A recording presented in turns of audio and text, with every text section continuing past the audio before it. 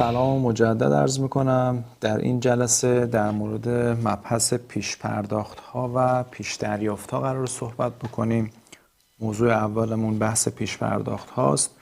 این حساب یکی از دارایی هاست و در سرفصل دارایی های جاری قرار میگیره و همونطور که دارایی ها افزایششون در سمت راست هستش، بنابراین افزایش این حساب بدهکار میشه و کاهش این حساب بستانکار و مانده نهایی هم بدهکار خواهد بود. خب خود مفهوم پیش پرداخت یعنی چی؟ ما در مؤسسات و شرکت ها گاهی اتفاق میفته که قبل از اینکه خریدی انجام بدیم وجهی رو زودتر از موعد پرداخت میکنیم، یا قبل از اینکه هزینه اتفاق بیفته وجه کل اون رو یک جا پرداخت میکنیم، مثل پیش پرداخت هایی که در قالب بیمه و اجاره استفاده میشه. حساب پیش پرداخت ماهیتاً ماهیت بدهکار داره، یعنی مانده نهایی حساب در سمت راست حساب قرار میگیره که ما بهش میگیم بدهکار.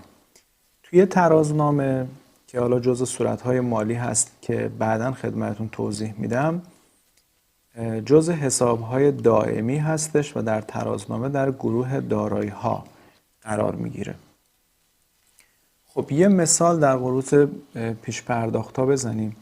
ببینید در ابتدای تیر ماه یعنی 1/4 45 میلیون ریال ما بابت اجاره 1 ساله فروشگاه یک جا پرداخت کردیم.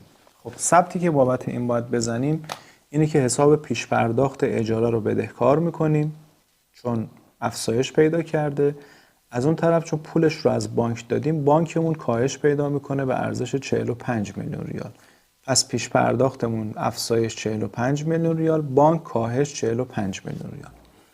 خب نکتهش چیه؟ نکتهش اینه که پیش پرداخت در طی یک دوره مالی باید تبدیل به هزینه خرید یا اموال بشه. خب منظورش اینه که میگه هر پیش پرداختی تا آخر در حساب پیش پرداخت نباید بمونه، این باید تعیین تکلیف بشه، یا در طی یک دوره تبدیل میشه به هزینه، یا تبدیل میشه به خرید، یا تبدیل میشه به اموال. یعنی ما در قالب این سه مورد میایم پیش پرداختی انجام میدیم. خب در پایان سال ما یه موضوعی داریم به نام اصلاحات که خب خودش یه مبحث کاملا جدا و یک جلسه خاص خودش رو داره، ولی چون الان موضوعمون موضوع پیش پرداخت هستش، ما در پایان دوره مالی که میرسیم باید تعیین تکلیف کنیم اون حساب پیش پرداخت به چه صورت شده. خب در پایان دوره مالی با توجه به اینکه پیش پرداخت بابت اجاره پرداخت شده، عموما حسابدارا در پایان سال طبق اصل تطابق درآمد و هزینه میان مبلغی از پیش پرداخت رو که در پایان سال تبدیل به هزینه شده رو میان در دفاترشون شناسایی میکنن و اونها رو ثبت میزنن. به چه صورت؟ خب برای همین مثال اگه دقت بکنید ما 45 میلیون ریال در واقع مبلغ پیش پرداخت دادیم. اگر سال مالی ما 1/1 اون سال باشه تا 29/12 سال مالیمون هستش. خب این فرد اومده در 1/4 یه پیش پرداخت 1 ساله تا 1/4 x2، اگر اینجا x1 باشه، تا 1/4 x2 اومده اجاره در واقع 1 سالش رو پرداخت کرده که ما طبق قاعده در واقع پیش پرداخت ها بایست این رو در ابتدا در حساب پیش پرداخت لحاظ بکنیم. اما وقتی پایان سال که میرسیم میخوایم ببینیم از این مقدار در واقع پیش پرداختی که پرداخت شده چقدرش تا پایان سال دیگه پیش پرداخت نیست، تبدیل شده به هزینه. خب چطور میایم حساب میکنیم؟ میگیم خب 45 میلیون ریال رو ما برای چند مدت داده بودیم؟ 12 ماه. چند ماه سپری شده؟ خب اگه بیایم یه بررسی بکنیم، از ابتدای برج 4 تا برج 12 8 ماه میشه. یعنی 4 ماه و 12 ماه، 4 رو از 12 کم بکنیم میشه 8 ماه. چون خود تیر ماه هم از ابتدای تیر محاسبه شده، خود تیر ماه هم حساب میشه. پس 9 ماه ما از مبلغ پیش پرداخت دیگه در اختیارمون نیست، متعلق به ما نیست، دیگه تبدیل شده به هزینه و اون پول که نزد مؤجر یعنی صاحب ملک است دیگه متعلق به ما نیست. ما اون رو باید تبدیل کنیم به هزینه اجاره. بنابراین 45 میلیون ریال رو تقسیم به 12 میکنیم، ضرب در 9 میکنیم که عددی که به دست میاد میشه 33 میلیون و 750 هزار ریال. این عدد میشه عددی که شما بایستی به عنوان هزینه اجاره در دفاترمون شناسایی بکنیم که ثبتش رو به این صورت میزنیم، میگیم هزینه اجاره 33 میلیون و 750.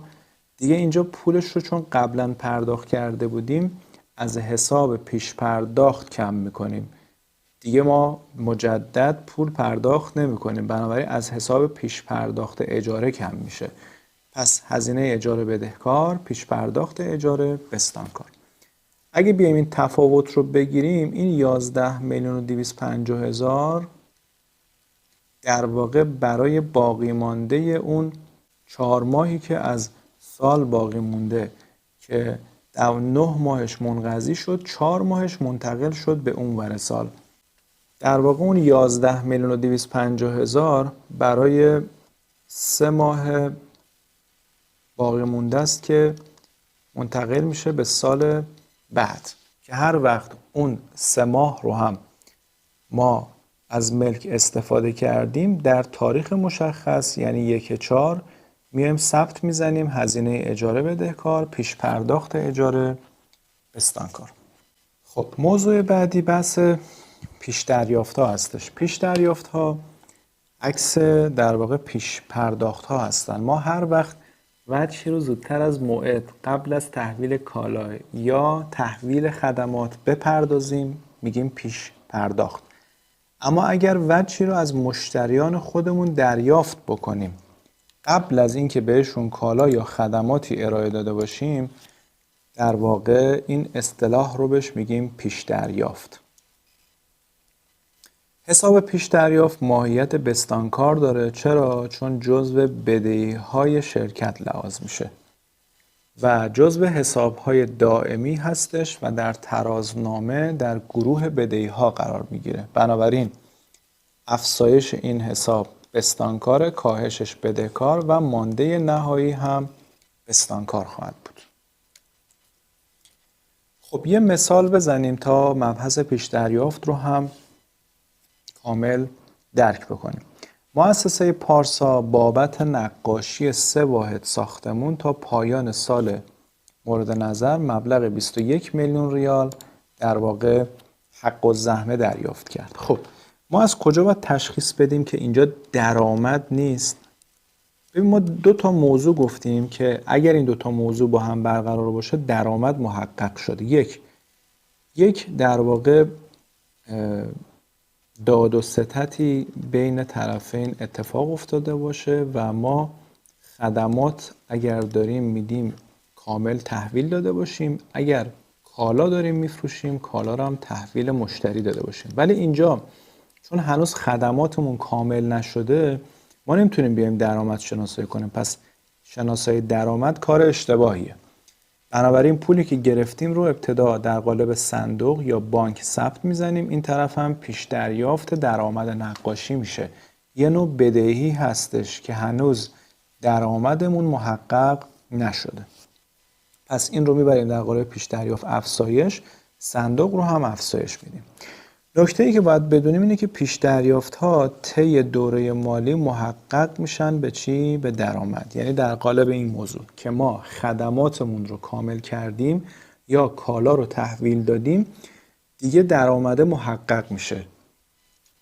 خب در پایان دوره مالی مثل پیش پرداخت ها ما میایم یه اصلاح حساب انجام میدیم. خب در پایان دوره مالی مؤسسه پارسا تونست از اون 3 واحد آپارتمان 2 واحد رو تکمیل کار بکنه و به اتمام برسونه. خب ما چطور ثبت میزنیم؟ میگیم ببینید ما 21 میلیون در واقع پول دریافت کردیم برای 3 واحد. ضرب در چند واحد تکمیل شد؟ 2 واحد. میشه 14 میلیون.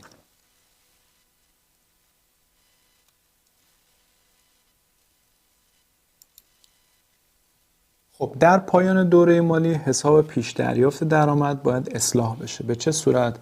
ما میایم میگیم 21 میلیون در واقع 21 میلیون دریافتی 3 واحدمون بود، پس تقسیم به 3 واحد میشه واحدی 7 میلیون. ضرب در 2 واحد رو تکمیل کردیم میشه 14 میلیون، تبدیل میشه به درآمد و اون 7 میلیون باقی مانده همچنان تو حساب پیش دریافت میمونه تا ما واحد رو تکمیل بکنیم. بنابراین حساب پیش دریافت که ماهیت بستانکار داشت زمان افزایش اون رو کاهش میدیم و نقطه مقابلمون حساب درآمد رو در واقع افزایش میدیم. با این صورت ما میتونیم در واقع اصلاح حساب پیش دریافت رو در دفاترمون ثبت بکنیم.